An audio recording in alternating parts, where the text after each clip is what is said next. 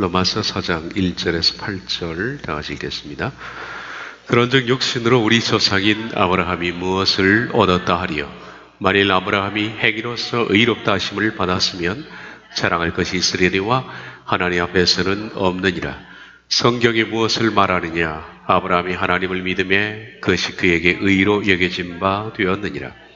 일하는 자에게는 그 삭시 은혜로 여기지 아니하고 보수로 여겨지거니와 일을 아니할지라도 경건한 자를 아니한 자를 의롭다 하시는 이를 믿는 자에게는 그의 믿음을 의로 여기시나니 일한 것이 없이 하나님께 의로 여기심을 받는 사람의 복에 대하여 다윗이 말한 바 불법이 사함을 받고 죄가 가려짐을 받는 사람들은 복이 있고 주께서 그 죄를 인정하지 아니하실 사람은 복이 있도다 함과 같으니라.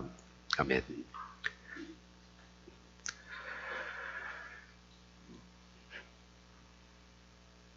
성경을 해석할 때 가장 중요한 부분이 뭐냐 하면 원어를 잘하는 것이 아닙니다. 그것은 두 번째, 세 번째 문제입니다. 성경은 내용을 이해할 줄 알아야 됩니다. 성경의 내용을 이해를 바로 하려면 문맥을 잘 이해해야 됩니다. 흐름 말입니다. 전에서부터 계속되어 온 그 주제가 뭔가, 지금 뭘 말하고 있는가 하는 것을 찾아내는 것이 문맥인데, 이 문맥을 이해를 못하면 원어 아니라 뭐라도 소용없습니다. 성경 이해에 있어서 가장 중요한 것이 문맥인데, 강의 설교는 문맥을 따라 설교하는 겁니다. 그래서 강의 설교의 어려움은 지난번에 뭘 우리가 들었는가, 어떤 주제를 가지고 얘기하다가 마쳤는가, 이 흐름이 끊어지면 모든 내용들이 어렵습니다. 그래서 지난주 강의 요약이지만 실은 로마서 1장부터 이어지는 말씀이니까 항상 수요일날 로마서 강의를 들어올 때 강의 로마서뿐만 아니라 우리 교회에서 되어지는 모든 강의들은 전에 무엇을 말하고 있었는가 하는 것들을 꼭 기억을 다시 한번 하시고 말씀을 들으셔야 이해가 잘 됩니다. 그러지 않으면 제가 설교하는 모든 강의를 다 놓치게 됩니다. 뭘 말하는지를 이해를 못하면 아무리 좋은 설교도 의미가 없습니다. 지난주 강의 요약을 다시 한번 하겠습니다.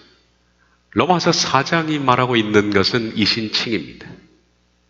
그것은 3장부터 이어져 내온 내용이었습니다. 이신칭에 대해서는 그 너무나 중요한 구원의 교리가 이신칭입니다. 이신칭이만 잘 이해해도 구원은 다 이해합니다.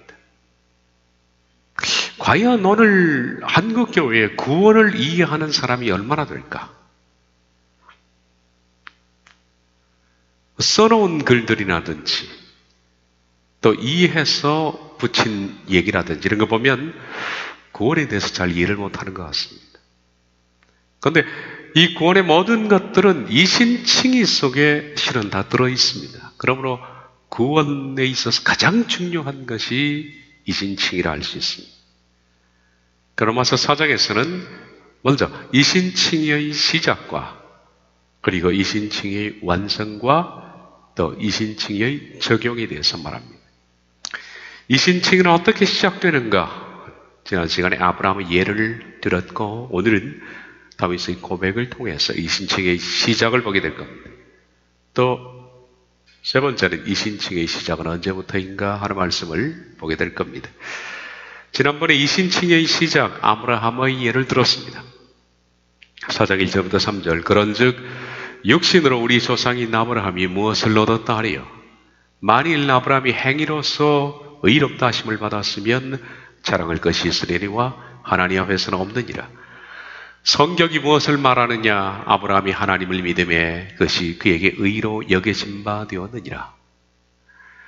이신칭의 가장 중요한 시작은 믿음의 의로 여겨진 바 되었다라는 단어입니다. 하나님을 믿으니 칭의가 된 것이 아니라 의롭다라고 칭해진 것이 아니라 의로 여겨진 바 되었다는 겁니다. 그러므로 칭의의 시작은 의로 여겨진 바 되는 겁니다. 그런 다음에 칭의는 종말적으로 의롭다고 인정을 받는 겁니다. 이 간단한 구원에 관한 진리를 이해를 못하면 성경을 보시면 이해가 잘 안 되는 부분이 너무나 많을 겁니다. 그러나 이신칭의를 바로 이해하면 성경이 이해가 됩니다. 아브라함의 예를 통해서 이신칭의의 시작인 의로 여겨진 바 되었다라는 것을 말씀을 드리는데, 지난번에 육신으로 이것은 타락한 정신세계를 의미한다. 육체가 아닙니다. 그러므로 육신으로 우리 조상인 아브라함이라는 것은 타락한 아브라함이라는 뜻이라 라고 말씀드렸습니다. 해서 타락한 아브라함이 무엇을 얻을 수 있을까라는 겁니다. 무엇을 얻는다는 것은 이신칭의 시작이 구속인데, 구속에 있어서 아브라함이 뭘 할 수 있겠느냐 하는 겁니다. 이신칭의 시작인 구속은 어느 누구도 이 점에 있어서는 인간이 할 수 있는 것이 없다. 아브라함뿐만 아니라 타락한 인간이 구속에 있어서는 참여할 수도 없고 구속에 있어서는 어떤 것도 할 수가 없다. 이신칭의 시작에는 아브라함의 행위들이 전혀 포함되지 않았다. 만약 이신칭의 시작인 구속에 있어서 아브라함의 행위들이 포함되었다면 아브라함은 자랑할 거리가 있을 겁니다. 내가 했기 때문에 자랑할 것이 있다는, 조금이라도 내가 구속에 있어서 도움이 됐다면 자랑할 거리가 있지 않습니까? 그런데 성경은 말합니다. 3절에 성경이 무엇을 말하느냐? 아브라함이 하나님을 믿음에 그것이 그에게 의로 여겨진 바 되었느니라. 의로 여겨진 바 되었다. 아브라함은 단지 아무것도 하지 않았다. 그런 믿었다는 겁니다. 여기 믿었다는 것은 하나님의 구속을 믿었다는 겁니다. 구속이라는 것은 말씀드린 것처럼 예수 그리스도께서 이 땅에 오셔서 인간의 죄를 위하여서 십자가에서 죽으시고 부활하신 그것을 믿는 것이 구속을 믿는 겁니다. 아브라함은 단지 그것을 믿었습니다. 그랬더니 하나님께서 그에게 의롭다 하신 것이 아니라 의로 여기셨다. 그렇게 되어 있다. 그것이 칭의 시작이라고 그랬습니다. 의로 여겨진 바 되었다라는 이 뜻은 의를 향하여 하나님께서 간주하셨다. 의를 향하여, 그러니까 방향전환입니다. 이제 의를 향하여 시작되었다는 것으로 하나님이 간주하셨다는 겁니다. 그러므로 구속을 믿는 것, 십자가 구속을 믿는 것은 의를 향하여 가는 긴 과정의 시작이 일어났다는 것을 하나님이 간주하시는 것이다. 그 뜻입니다. 이것이 이신칭의 시작입니다. 아무것도 한 것이 없는 아브라함이 이신칭의 시작인 구속에 대해 단지 믿음으로 반응을 했더니 하나님께서는 아브라함에게 의를 향하여 가는 것으로 간주하셨다. 이것은 칭의가 아닙니다. 이 점 때문에 구원관이 혼동이 온다. 이해를 못하는 겁니다. 이 점을 명백히 알면 성경이 이해가 된다. 성경이 보이기 시작합니다. 칭의가 아니라 이것은 의를 향하여, 다시 말하면 방향전환이 된 것으로 간주하신다. 이신칭의 시작인 구속에 있어서 인간의 믿음으로 반응하면 곧 칭의가 선언되는 것은 아니다. 의를 향하는 것인데, 칭의는 시작된, 칭의를 의를 향하여 시작된 그 삶이 그 사람의 거의 삶의 종말에 있어서 완성되는, 그의 삶으로 완성되는 최종적인 것이 칭의다 라고 말씀을 드렸습니다. 하나님의 구속을 인식하고 이해하고 동의하고 확신하는 것에서 이신칭의는 시작되고 의로 여기시는 거죠. 그 다음 그가 의로운 삶을 행하는 행함으로 말미암아 최종적으로 칭의를 부여받는다. 그러므로 제가 지난번에 말씀드린 것처럼 우린 아직 자녀가 아닙니다. 자녀가 되기 위하여 가는 중입니다. 우린 성도가 아닙니다. 우린 교인입니다. 성도를 향하여 가는 길입니다. 그리고 이 과정에서는 얼마든지 포기가 일어날 수 있고, 그리고 길을 벗어날 수 있는 것은 있다. 사람들은 이신칭의 시작과 완성이 있는 줄을 모릅니다. 이신칭의 시작은 구속입니다. 그리고 완성은 구원입니다. 구속은 예수님께서 홀로 하신 것이고, 어느 누구도 이 구속에 인간의 의의가 참여할 수가 없습니다. 하나님 홀로 하신 겁니다. 그런데 구속으로 말미암아 이제 방향전환이 된 의로 여기심을 받은 그 사람이 두려고 떨림으로 구원을 이루어 나가는 완성은 자기 자신에게 달린 문제다. 구속은 하나님의 은혜요, 칭의의 완성은 본인 자신의 몫이다. 그런데 사람들은 구속과 구원이 같은 단어인 줄 압니다. 이게 정말 심각한 오해입니다. 구속과 구원은 다른 얘기인데, 대부분의 사람들이 구원을 이해할 때 구속과 구원을 같은 것으로 생각한다. 그래서 예수 그리스도께서 우리를 위해서 십자가에 죽으셨다는 것을 믿는 순간 구원까지 완성된 것으로 사람들이 오해함으로써 구원에 있어서 그 두려운 경고, 두렵고 떨림으로 십자가를 지고 자아가 죽고 하는 구원의 완성에 대한 말씀들을 결국 놓치게 된다는 겁니다. 이 심각한 오해로 구원을 향한 여정의 문을 발견하자마자 사람들은 주저앉고 만다라고 했습니다. 참 안타까운 일입니다. 오늘은 두 번째 다윗의 고백을 볼 겁니다. 다윗은 뭐라고 말했는가? 로마서 4장 4절부터 8절의 말씀입니다.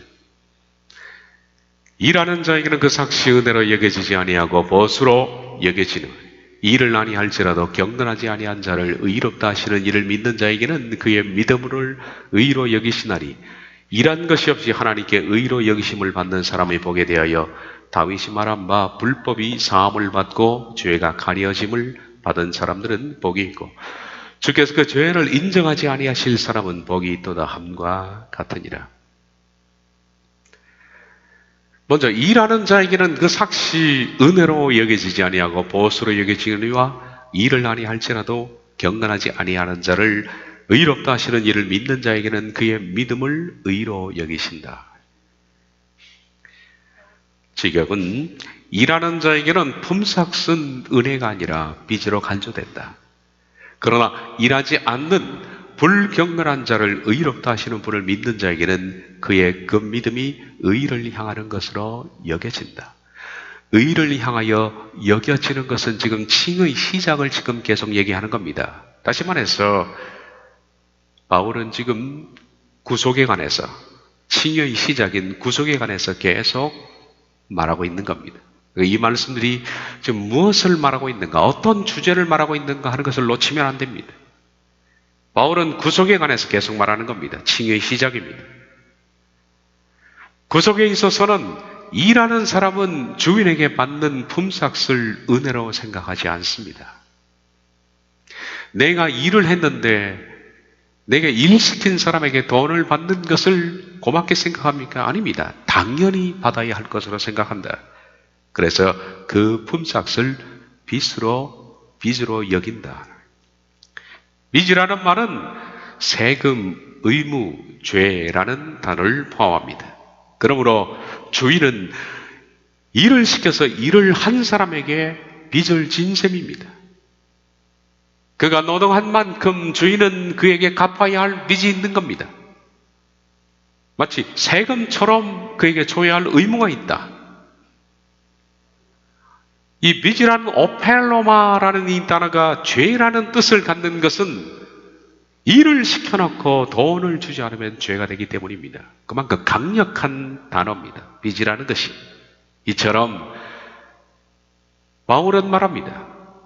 앞서서 일하는 자에게는 그 삭시 은혜로 여겨지지 아니하고 보수로 여겨지거니와, 만약에 우리가 구속에 있어서 우리의 의가 참여가 됐다면 어찌 그것이 은혜가 되겠느냐?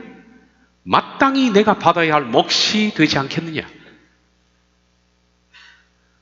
예수 그리스도의 십자가에 내 의와 내 행실이 첨가가 됐다면 우린 하나님께 감사할 필요가 없다.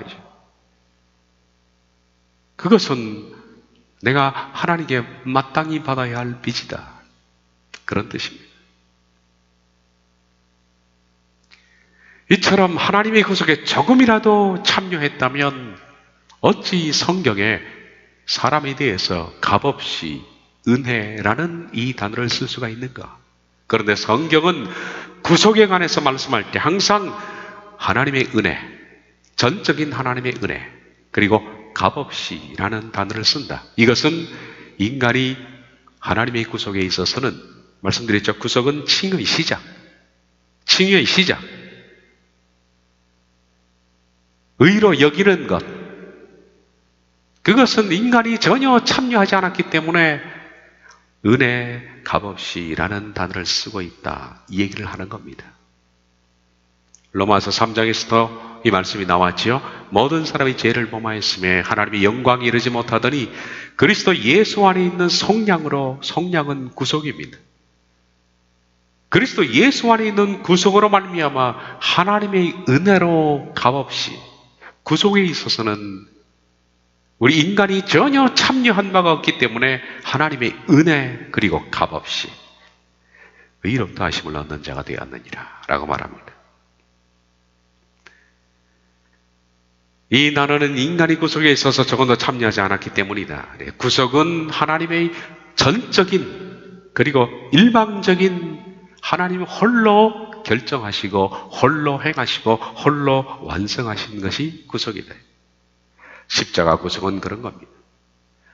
우리가 그 구속을 시작한 것도 아니고 그 구속은 하나님께서 시작하셨고 하나님께서 예수 그리스도로 이 땅에 보내시기로 결정하셨고 변하셨고 그리고 그분을 십자가에서 죽도록 하셨고 그 구속을 완성하셨다. 그래서 구속에 있어서만큼은 인간에게는 너무 쉬운 복음이다. 구원의 확신하는데 실은 정확하게 말하면 구원의 확신은 틀린 말입니다. 구속의 확신은 맞는 말이죠. 우린 구속을 확신해야 됩니다. 인간의 죄를 사하기 위해서 하나님께서 아들 예수님을 이 땅에 보내셔서 십자가에서 나 대신 죽게 하셨다는 그 죄 사함의 구속의 은혜는 확신해야 합니다. 구원의 확신은 틀린 말입니다. 구속의 확신을 가지고 있어야 된다. 그래서 구원에 있어서 구속을 의미할 때는 항상 언급되는 말이 은혜 값없이, 정말 쉬운 복음입니다. 구원에 있어서 그 시작이 되는 값없는 은혜의 구속은 우리에게 너무나 쉬운 복음이다. 로마서 4장 5절 이를 아니할지라도 경건하지 아니한 자를 의롭다 하시는 이를 믿는 자에게는 그의 믿음을 의로 여기시나니. 아무 일도 하지 않았는데 삭슬받는 자, 전혀 일하지 않았는데도 삭슬받는 자, 이 말을 여기에 적용하죠. 그런 죄인인데 전혀 경건하지 않았는데 의롭다 하시는 이를 믿는 자,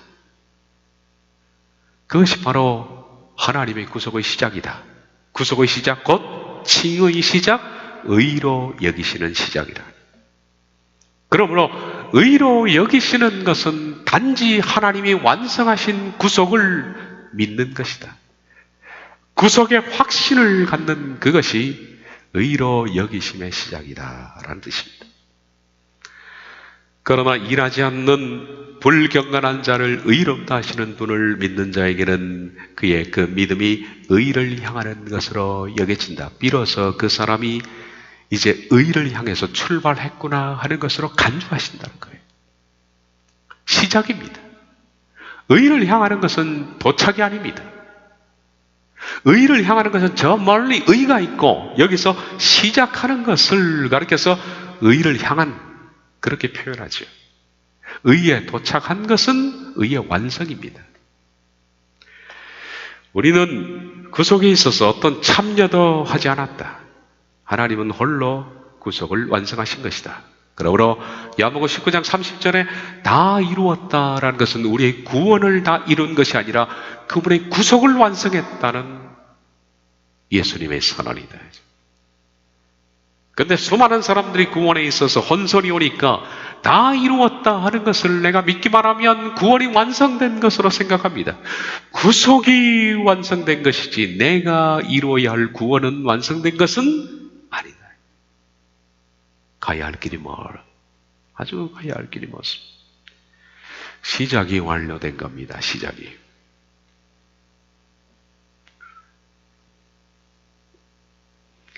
우리는 구원의 시작이 되는 구속을 다 이루신 주님을 믿는 순간 곧 방금 바울이 말했던 것처럼 그러나 일하지 않는 불경건한 자를 의롭다 하시는 분을 믿는 자에게는 이게 구속의 확신입니다. 구속을 확신하는 사람에게는 칭의가 되는 것이 아니라 칭의를 향하여 그 삶이 시작된 것인 의로 여기시는 것이 시작되었다. 이어지는 말씀은 그의 그 믿음이 의를 향하는 것으로 여겨진다. 확실하게 이해합니다. 이 점을 분명히 이해해. 이 점이 분명히 이해되면 우린 성경에 나와 있는 말씀도 이해가 됩니다. 지금 무슨 말씀을 하는 건지 성경이 지금 구속에 관해서 말씀하는 건지 구원에 관해서 말씀하는 건지 그것이 분석이 된다. 이 말씀을 로마서 4장 3절에서 이미 설명을 했습니다. 그런즉 육신으로 우리 조상인 아브라함이 무엇을 얻었다 하리요? 만일 아브라함이 행위로서 의롭다 하심을 받았으면 자랑할 것이 있으려니와 하나님 앞에서는 없느니라. 성경이 무엇을 말하느냐? 아브라함이 하나님을 믿음에 그것이 그에게 의로 여기신 바 되었느니라. 의를 향하여 간주하셨다. 이것이 이신칭의 시작이다. 봤던 말씀을 제가 또 반복하는 이유는 이 사실을 분명히 인식하라는 겁니다. 말씀들이 계속 반복될 줄 모르겠습니다. 확실히 이해하시고 분명히 인식하십시오. 이것이 이신칭의 시작입니다. 아무것도 한 것이 없는 아브라함이 이신칭의 시작인 구속에 대해서 단지 믿음으로 반응을 시작했더니 하나님께서 그에게 의를 향한 것으로 간주하셨다.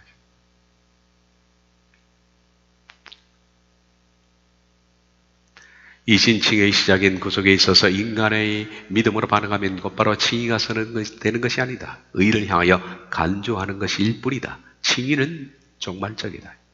여기서 말하는 종말은 역사적인 종말을 말하는 것이 아니라 한 개인사에 있어서 종말적이라는 겁니다. 어느 순간에 우리가 십자가에서 예수 그리스도께서 나를 위해서 죽으셨다는 사실이 내 마음속에 믿어지기 시작합니다. 그럴 때 어땠습니까? 구속의 확신 굉장히 중요하죠. 구속의 확신은 가져야 합니다. 이거 없으면 안 돼요. 구속의 확신을 가지는 순간에 저와 여러분은 정말 기뻤습니다. 기뻤습니다. 그리고 동시에 오해한 것이 있습니다. 잘못된 교리적 역량으로 구속의 확신을 가지는 순간에 내가 구원받았구나. 창세전에 하나님이 나를 택했구나 라는 교리의 함정으로 빠져버리는 겁니다. 저도 그랬습니다. 장로교 신학을 했기 때문에 저도 이런 함정에 오랫동안 빠졌지 않습니까? 교회를 오랫동안 다녔지만은 구속의 확신이 없었습니다. 구속을 이해를 못했습니다. 그러나 저는 신학교에 들어온 뒤에 구속의 확신을 가지기 시작했습니다. 어느 날 길을 걸어가다가 십자가 그 복음이 확실하게 내 마음속에 들어와서 각인되는 순간에 너무 기뻤습니다. 한마디로 천지가 개벽이 된 거죠. 그리고 그 순간에 저는 내가 구원받았구나. 하나님이 창세전에 나를 구원했구나 라는 사실을 발견하고 기뻤습니다마는 바로 그 기쁨이 사탄이 준 기쁨인 줄 몰랐습니다. 그때는. 구속의 깨달음에서 오는 기쁨은 하나님이 주신 기쁨인 것은 분명하지만은 그와 동시에 사탄이 함정에 빠뜨리고 있다는 사실도 몰랐습니다. 칭의는 종말적이다. 구속의 확신을 가진 그 사람이 그때로부터 시작해서 두려움과 떨림으로 삶을 변화시켜 나가는 모든 삶의 과정 가운데 마침내 그것이 그 사람이 늙어 죽기 직전이든 아니면 훨씬 전이든 간에 그의 치열한 내적 전투로 말미암아 하나님께서 생각하시는 의의 수준에 다다랐을 때 비로소 그에게 부여해 주는 칭의, 이제 너는 의롭다 라고 하시고 비로소 그에게 너는 내 자녀다 라는 양자선언을 하신다. 그때까지 우린 자녀가 아닙니다. 성경은 이어서 아브라함은 창세기 22장에서 칭의를 받았다 그렇게 말하죠. 2장 야고보서 2장 21절부터 23절을 보면 우리 조상 아브라함이 그 아들 이삭을 제단에 바칠 때 행함으로 의롭다 하심을 받은 것이 아니냐. 로마서에는 의롭다 함을 받을 때 의롭다 여기심을 하나님이 주실 때에는 인간의 행위가 포함되지 않는다고 그랬습니다. 만약에 인간의 행위가 포함되면 그것은 우리가 감사할 게 없다. 값없는 은혜라고 사용하는 것은 우리 행위가 포함되지 않았기 때문이다. 그렇다. 구속은 값없는 하나님의 은혜다라고 했는데 그때부터 시작된 아브라함이 의롭다 하심을 받는 칭의를 받는 때에는 무엇으로 됐다? 행함으로 됐다. 언제? 이삭을 제단에 바칠 때. 창세기 22장 이삭을 제단을 바칠 때 네가 보거니와 믿음이 그의 행함과 함께 일하고 행함으로 믿음이 온전하게 되었느니라. 온전한다라는 이 단어는 마지막에 이른다라는 뜻입니다. 다시 직역을 하겠습니다. 네가 보거니와 믿음이 그의 행함과 함께 일하고 행함으로 믿음이 마지막에 이르느니라. 이에 성경에 이른 바 아브라함이 하나님을 믿으니 이것을 의로 여기셨다 하는 말씀이 이루어졌다. 이건 언제입니까? 아브라함이 하나님을 믿으니 하나님이 그를 의로 여기셨다 하는 것은 창세기 15장입니다. 창세기 15장에서 하나님은 칭의 시작인 구속에 대해서 그 구속은 우리가 봤습니다만 창세기 15장에 비둘기와 동물의 반을 나누고 아브라함은 전혀 참여하지 않은 채 하나님 홀로 지나면서 언약을 세우신 구속. 그 구속은 십자가에서 예수님을 죽일 때 하나님께서 우리에게 묻지도 않고 동참시키지 않은 채 하나님 홀로 아들 예수님을 십자가에서 죽이사 죄 사함을 이루었던 그 복음, 구속의 복음. 이것을 아브라함이 믿으니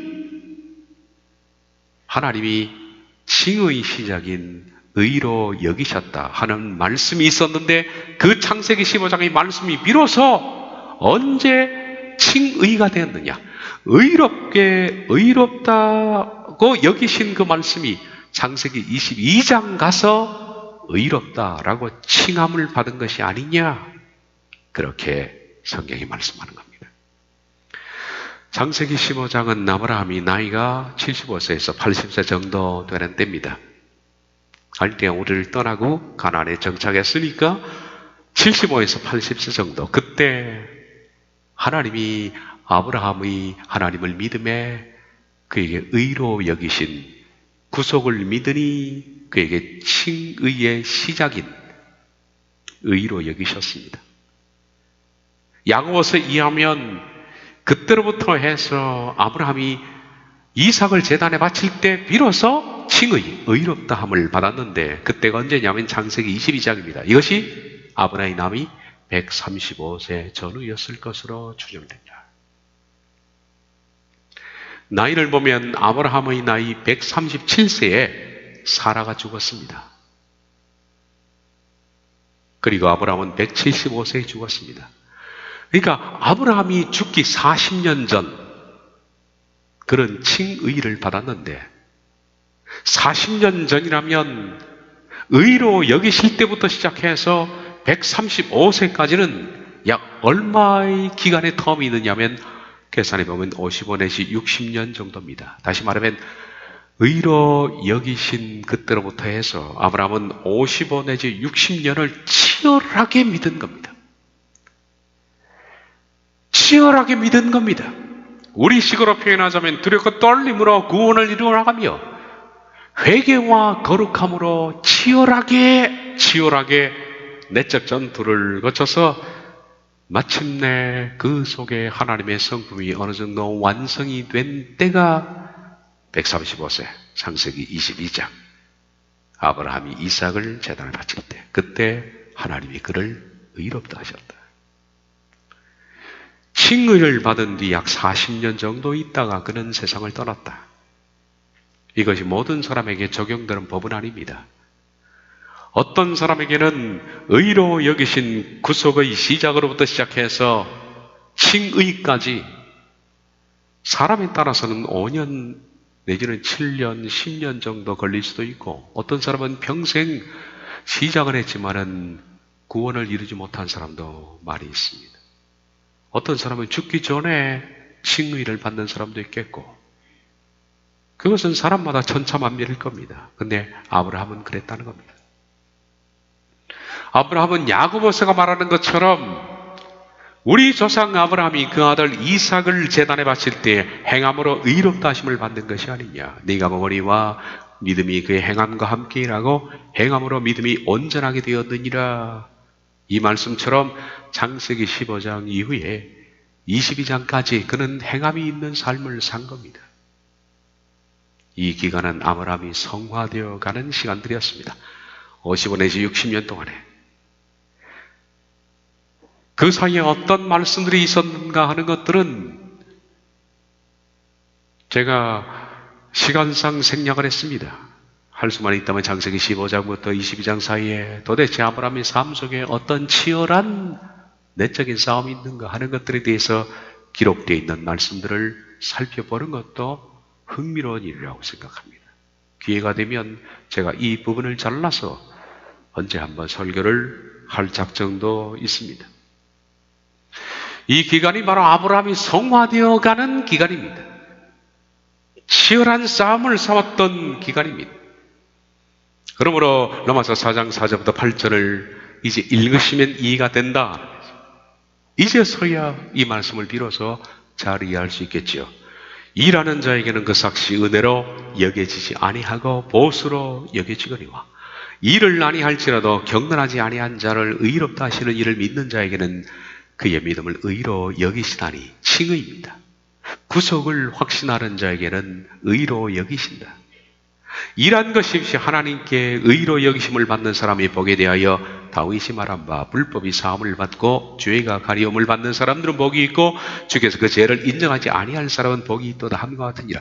다윗이 이 한 말은 구속에 관한 말씀이지 구원에 관한 말씀이 아니다. 제가 항상 말하는 것이 문맥을 놓치면 문장 전체를 이해를 못합니다.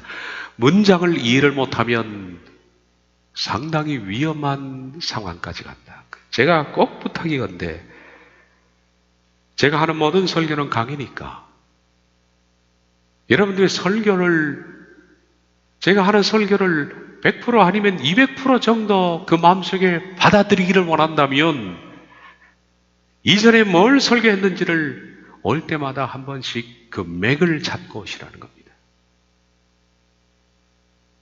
제가 한 달에 한 번 설교를 가는 곳에서는 강해 설교를 하다가 결국 실패를 했습니다. 한 달에 한 번 그것이 이어지는 것은 불가능하죠. 우린 일주일에 한 번 강해가 이어지는데 그 사이에 여러분들이 과거에 이전에 해왔던 모든 설교들을 이해할지 모르겠습니다. 그걸 놓치지 말아야 합니다. 그러니까 오실 때는 그것을 맥락을 붙들고 오셔야만 이해가 잘 된다. 이제.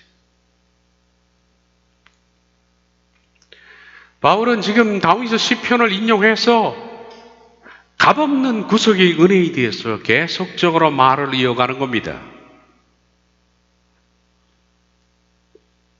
일한 것이 없이 하나님께 의로 여기심을 받는 사람이 복에 대하여 다윗이 말하기를 불법이 사함을 받고 죄가 가리어짐을 받는 사람들은 복이 있고 주께서 그 죄를 인정하지 아니할 사람 복이 있도다 함과 같으니라. 이러한 것이 없이 하나님께 의로 여기심을 받는 사람이 복에 대하여. 여러분, 구속을 믿는 그 자체가 얼마나 큰 복입니까? 이게 믿어지는 것이 얼마나 큰 복입니까? 구속에 있어서 우리들은 아무것도 한 것이 없는데 구속을 완성하신 그 하나님의 구속 사역을 우리가 단지 믿었더니 하나님께서 의로 간주하신 이것이야말로 얼마나 큰 복인가? 이 복에 대하여 지금 말하고 있는 겁니다. 구속이 믿어지는 것은 큰 복입니다. 의를 향하여 간주된 그 자체가 큰 복이다.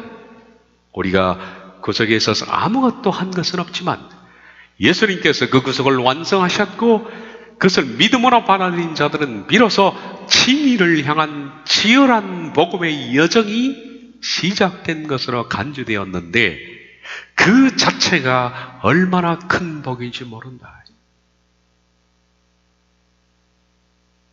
물론 결과가 난 것은 아니지만 시작되었다는 것 자체가 얼마나 큰 복인지 모른다. 이 복에 대해서 다윗은 이렇게 노래했다는 겁니다. 불법이 사함을 받고 죄가 가리어심을 받는 사람들은 복이 있고 구속에 있어서 말입니다. 주께서 그 죄를 인정하지 아니하실 사람은 복이 있도다. 복이 있도다. 불법의 행위들이 용서되는 자들, 죄들이 덮어지는 자들은 복이 있도다. 주께서 죄를 여기시지 않을 자들은.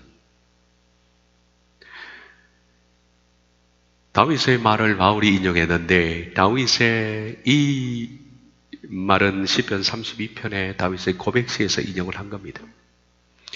그런데 다윗이 시편 32편에 쓴 이 고백시를 우리들은 그 백그라운드를 잘 이해를 합니다. 다윗이 일생에 있어서 가장 치명적인 죄를 범했을 때 썼던 시편이 시편 32편입니다. 우리가 잘 아는 대로 그는 전장에 나간 부하의 아내를 취했습니다. 그러다가 바세바가 임신을 하자 다윗은 그 사실을 은폐하기 위해서 남편 우리아를 전쟁에 있는 사람을 불러냈습니다. 특별 휴가로 준다라는 명목으로 왕궁에 불러들였습니다. 다윗의 계산으로는 우리아가 왔으니 분명히 아내와 함께 밤을 지샐 것이고 동침하게 되면 지금 바세바의 태 속에 자라는 그 아이가 우리아의 아이가 될 것이다 라고 생각한 것입니다. 그 계획을 세운 것이요. 그런데 다윗의 계획은 미스가 됐습니다. 왜냐하면 우리아는 너무나 충직했기 때문에.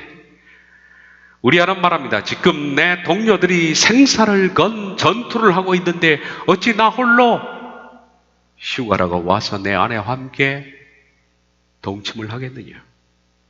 그리고 우리아는 홀로 막사에서 잠을 잡니다. 다윗은 몇 번 우리아를 설득까지 하고 술까지 먹였지만은 우리아는 결코 아내와 동침하지 않자 다윗은 다음 계획을 세웁니다.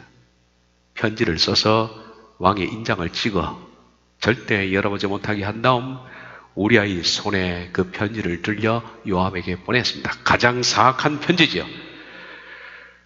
이 편지의 내용에는 자신을 전장 맨 앞쪽에 세워서 전투를 치르게 하라. 전장 맨 앞쪽은 거의 죽을 확률이 90% 넘는 데인데 그 장군을 앞쪽에 배치하라는 내용이 든 편지를 들고 우리아는 그 내용이 뭔지도 모르고 요압에게 가서 그 편지를 전했고 우리아는 전장에서 맨 앞쪽에 서서 전투를 하는 바람에 성벽 위에서 던진 어떤 여인이 던진 맷돌짝에 맞아서 머리가 쪼개 죽었습니다. 이제 다윗의 불륜과 임신, 그것은 완전 범죄가 된 겁니다. 다윗은 이제 어느 누구도 모릅니다. 그는 이제 이 불륜은 은폐되었고 임신도 은폐되었습니다.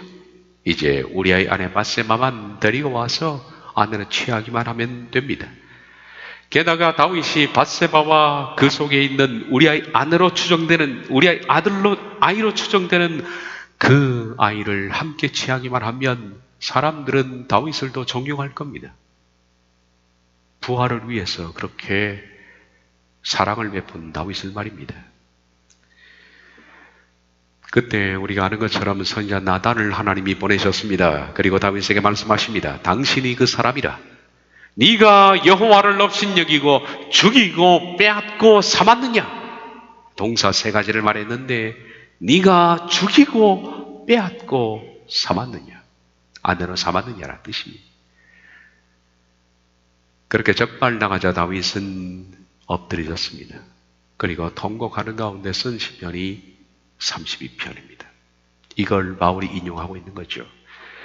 시편 32편 1절에서 5절을 보면 원래의 내용은 이와 같습니다. 허물의 사함을 받고 자신의 죄가 가려진 자는 복이 있도다.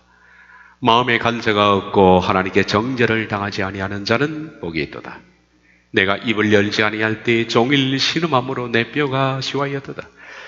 주의 손이 주야로 나를 누르시니 내 진액이 빠져서 여름 가뭄에 마름같이 되었나이다. 내가 이르기를 내 허물을 여호와께 자복하리라 하고 주께 내 죄를 아뢰고 내 죄악을 숨기지 아니하였더니 곧 주께서 내 죄악을 사하셨나이다.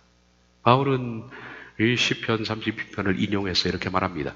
불법이 사함을 받고 죄가 가려짐을 받는 사람들은 복이 있고 주께서 그 죄를 인정하지 아니하신 사람은 복이 있도다. 이것이 구속에 대해서 지금 바울이 다윗의 시편을 인용해서 구속은 이런 것이다. 다윗도 이런 경험을 했다라는 것을 얘기하고 싶어서 인용한 겁니다. 다윗은 절대 인간적으로 용서받을 수 없는 사람입니다. 세상에 이렇게 가락하고 악한 인간, 어찌 이런 인간을 아무리 하나님이라도 그를 용서할 수 있습니까? 충직한 우리아를 죽이고 우리의 아내를 겁탈하고 세상에 가장 가락하게 자기를 죽이라는 그 서신을 우리아의 손에 들려서 보낸 이 악한 다윗은 절대 용서받지 못할 아주 사악한 인간입니다. 그럼에도 불구하고 그가 하나님 앞에 하나님의 구속을 믿었더니 허물의 사함과 죄가 가리움을 받는 구속을 받게 된다. 어떤 악한 죄인이라도 구속은 내가 믿기만 하면 그 순간 의를 향한 것으로 하나님이 간주한다. 이것은 딱 한 번 있는 일입니다. 구속을 믿는 것은 역사상 딱 한 번 있는 사건입니다.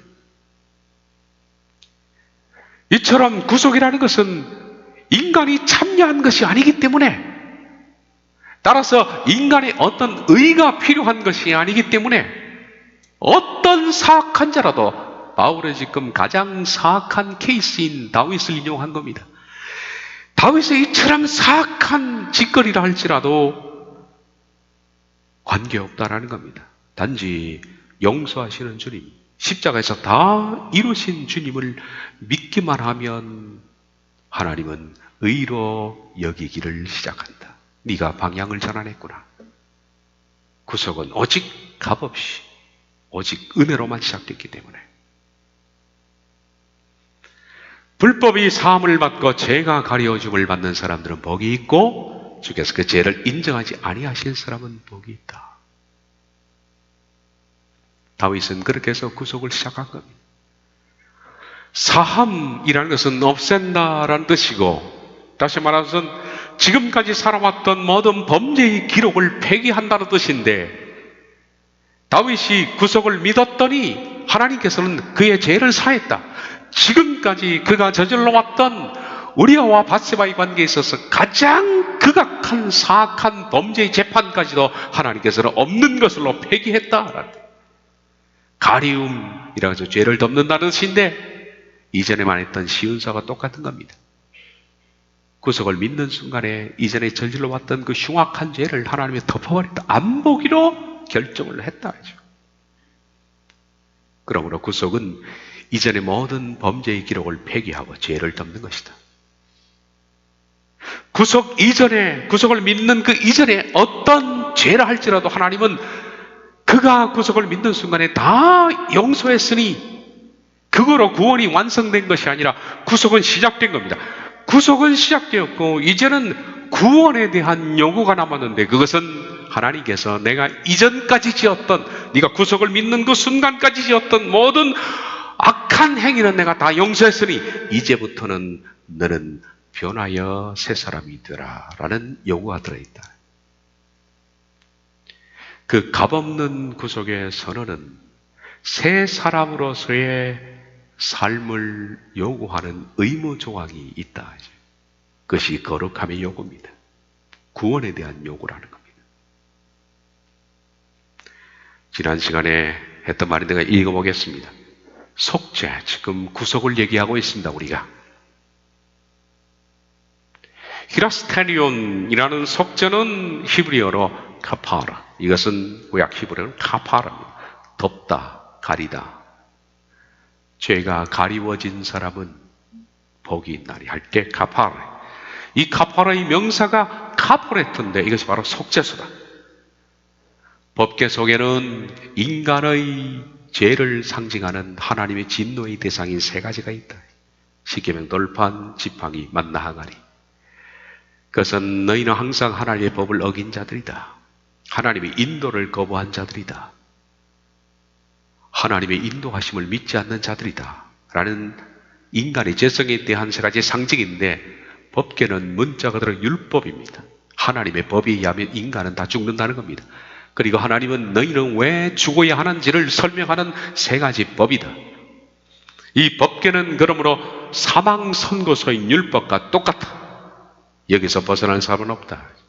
유일한 인간의 죄를 상정하는 법계를 해결하는 방법은 그 법계를 덮어버리는 것이다. 그것이 바로 속죄라고 말했습니다.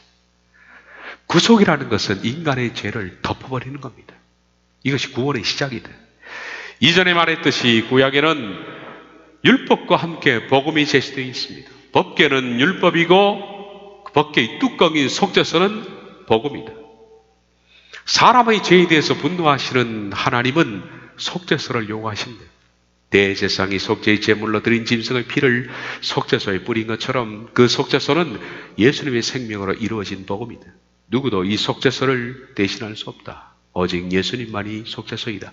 그러므로 구속의 주체는 오직 예수님이라는 겁니다. 오직 그러므로 구속은 은혜고 긍휼이다. 하나님은 구속을 위해서 바로 쉽게 법궤를 덮는 속죄소, 시은소를 위해서 시은소가 상징하는 예수님을 속죄의 제물로 내어놓으셨다. 로마서 3장 25절 이 예수를 하나님이 그의 피로서 믿음으로 말미암는 속죄로 세우셨으니 이는 하나님께서 길이 참으시는 중에 전에 지은 죄를 간과 그냥 잊어버리는, 속죄는 죄를 잊어버리는 겁니다. 간과하심으로 자기의 의로우심을 나타내려 하십니다. 하나님은 예수님의 피를 인간의 속죄로 대신 받으시고 인간의 죄를 간과하시기로 작정하셨습니다.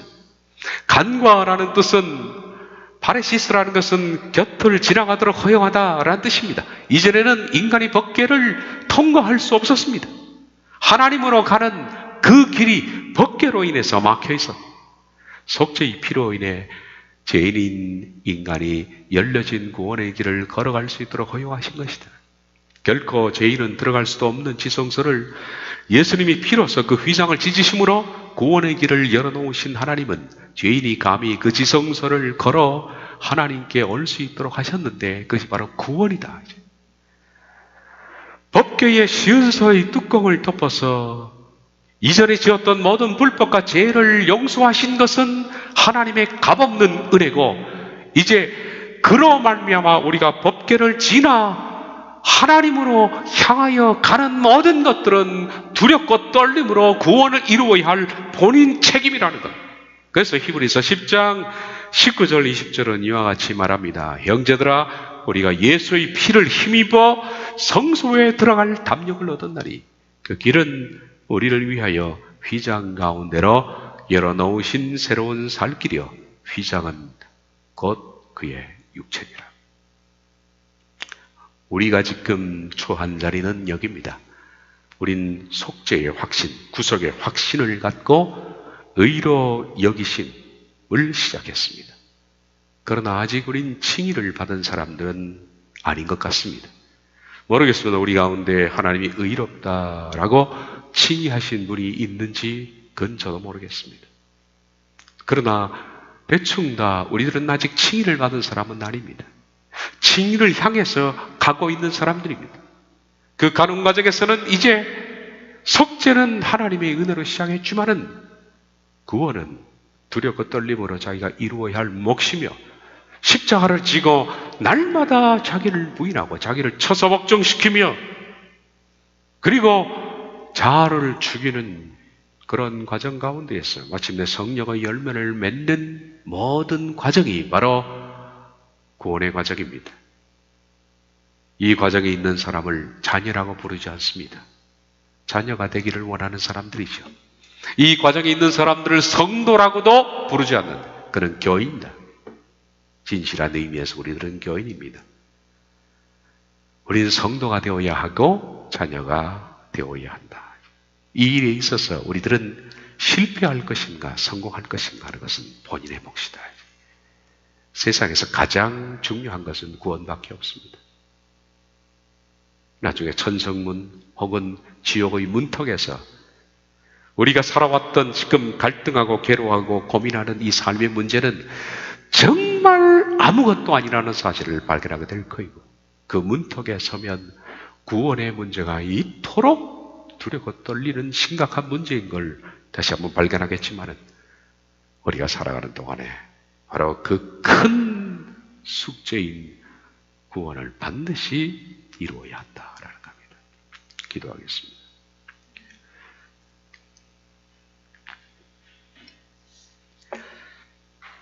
형제들아, 우리가 예수의 피를 힘입어 성소에 들어갈 담력을 얻은 날이 그 길은 우리를 위하여 휘장 가운데로 열어놓으신 새로운 살 길이요 휘장은 곧 그의 육체니라.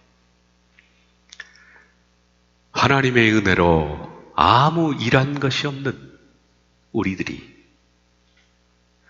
구속의 은혜를 받고 값없는 구속에 대한 확신과 믿음을 가져서 하나님의 의로 여겨주셨고 이제는 칭의를 이루기 위해서 달려가는 이 과정에 있는 사람들에게 주님 두렵고 떨림으로 반드시 칭의를 이룰 수 있도록 경건에 경건을 더하여 주옵소서.